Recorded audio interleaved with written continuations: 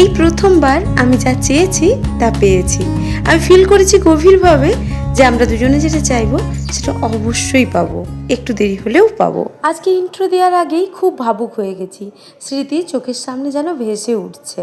High, আমি বিলম্বিতার গল্প কথায় তোমাদের সবাইকে অনেক অনেক ওয়েলকাম। তোমরা ভালো আছো তো? আমি ভালো আছি, প্রচুর ভালো আছি। এই যে দুধ নিয়ে চলে এসেছি, ছেলের জন্মদিন, তা তো প্রথমেই ক্যাপশন দেখেই বুঝে গেছো। 2 লিটার দুধ নিয়ে এসেছি, একটু পায়েসের চাল, কাজু বাদাম, কিশমিশ, তার সাথে চিনি আর একটা মিল্কমেড। হবে এখন পায়েস। ছেলের জন্য একটু জমিয়ে পায়েস করব। পায়েস খেতে আমার বড় ছেলেও খুব পছন্দ করে, তার সাথে মা বাবাও পছন্দ করে। ছোটো ছেলে ঘুম থেকে উঠে গেছে, ঘুম থেকে উঠেই ও রান্নাঘরে এসেছে। ছোটোবেলায় ঠিক এইরকমই করতাম, ঘুম থেকে উঠেই রান্নাঘরে যেতাম। মাও দুধ আর পায়েসের চাল, কাজু বাদাম, কিশমিশ নিয়ে বসে থাকতো। পছন্দের রান্না বান্না, 5 রকমের ভাজা, সে একটা আলাদাই স্মৃতি ছিল। সেই সব অনেকটা বা হারিয়ে গেছে, কিছুটা বা রয়েছে, কিন্তু এখন আমি 2 ছেলের মা যেহেতু, এই স্মৃতিগুলো আমার ছেলের সাথে এখন চলছে।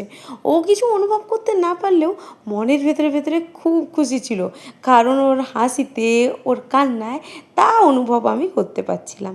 তবে কান্না কেন বললাম? কারণ অপরিচিত কারো কাছে ও যেতে চায় না, প্রথমেই কান্না শুরু করে দেয়। থাকতে থাকতে একটু একটু করে অ্যাডজাস্ট করে, সেটা পরের কথা। কিন্তু আজকে ওর সন্ধ্যেটা একটু খারাপ গেছে, যাক সে গল্প আমি পরে শোনাবো। জামাইবাবু চা করে নিচ্ছে আর অপোজিটে পায়েস ছিল, সেটাও নেড়ে দিচ্ছে। এদিকে আমি মাছ ভাজা বসিয়ে দিয়েছি, তারপর আর 5 রকমের ভাজাভুজি। আমাদের জন্য করেছিলাম ঢ্যাঁড়স ভাজা আর আলু ভাজা, ছেলের জন্য একটু আলাদা কিছু। তবে ছেলেকে আজকে সকালে মাছ ভাতই দেওয়া হবে। সন্ধ্যেবেলায় আরও কিছু প্ল্যান আছে, তখন একটু মাংস ভাতও খাবে। তো আপাতত এখন এই ব্যবস্থাপনাই করে দিয়ে আমরা বেরিয়ে যাব মন্দিরের উদ্দেশ্যে। আমাদের ব্যবসার কারণে আমাদের 90% প্ল্যান ভেস্তে যায়, কিন্তু এটা আমরা দুজনে মিলেই ভেস্তেতে দেইনি। হাই, আমরা রেডি হয়ে গেছি, এবার যাব মন্দিরের উদ্দেশ্যে। পুরোপুরি রেডি, ছেলেকে তো দেখালাম আমি, ওকে এসির ভেতরেই এখন থাক, ওর বাবা মিষ্টি নিয়ে আসুক, তারপর আমরা বেরিয়ে যাব। মানে প্রচুর গরম, ও ঘেমে যাচ্ছে। তো দেখা হচ্ছে মন্দিরে। আর আমাকে কেমন লাগছে অবশ্যই কমেন্টে জানিও। আমি তুই ছেলেকে নিতে এসেছি, ছেলে বলছে না আমি তো যাব না, আমি জানি পাপা এখনো পর্যন্ত আসেনি, তুমি এমনিই মিথ্যে মিথ্যে আমাদেরকে এসব বলছো। আর ওর ভেমচিকাটা তোমরা খারাপভাবে নিও না, ও কতটুকুই বা বোঝে, ও 11 বছরের একটা ছেলে, ও কখন কি রিয়াকশন করতে হয় সেটাও জানে না। আগেরবারও একটা খারাপ মন্তব্য এসেছিল ওদের কাছে, গিয়ে আমি সবার প্রথমে পাখা আলো এসি বন্ধ করিয়ে ছেলেকে নিয়ে চলে এসেছি ছর্দির কাছে। ছর্দিও রেডি। এরপর হাঁকঢাক দিয়ে সবাইকে জড়ো করে চললাম নিচে। আর জানো তো পিসিমণি রাস্তায় অপেক্ষা করছে, তো ওটাও একটা ব্যাপার যে পিসিমণি প্রায় 10 মিনিট পৌঁছে গেছে।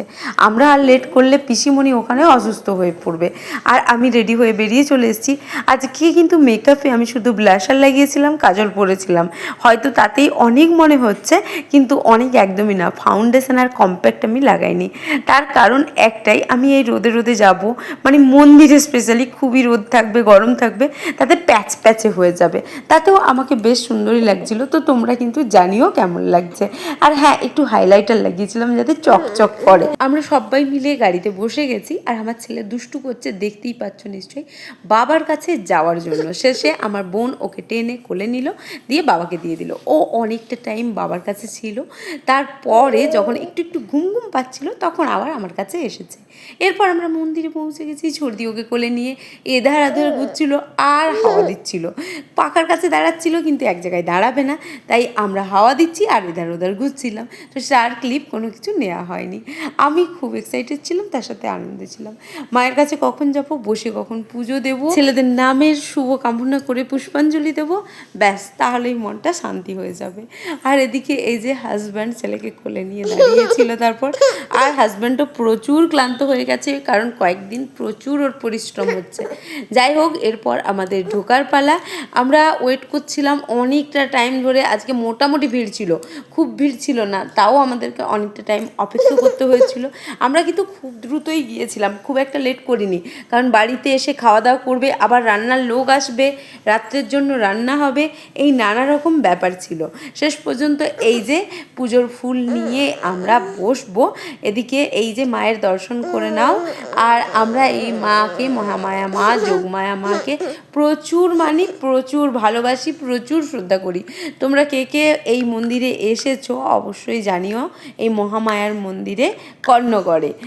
আর আমার কিন্তু ছোট ছেলে, ও কিন্তু কাঁদছিল না, ও দাঁড়াচ্ছিল কোলে, দুষ্টুমি করছিল, কিন্তু একটুও কাঁদেনি। এটা একটা মায়ের কৃপাই বলতে পারো। আমার ছেলেরা কেউ মন্দিরে এসে কখনোই এই কান্নাকাটি মায়ের কাছে করে না, মানে ছোটোবেলা থেকে। মায়ের কাছ থেকে পরিবারের সবাই যেন ভালো থাকে সেই আশীর্বাদ নিয়ে বাড়ি ফিরলাম। ভিডিও ভালো লাগলে সাথে থেকো, ভালো থেকো তোমরা। Bye bye.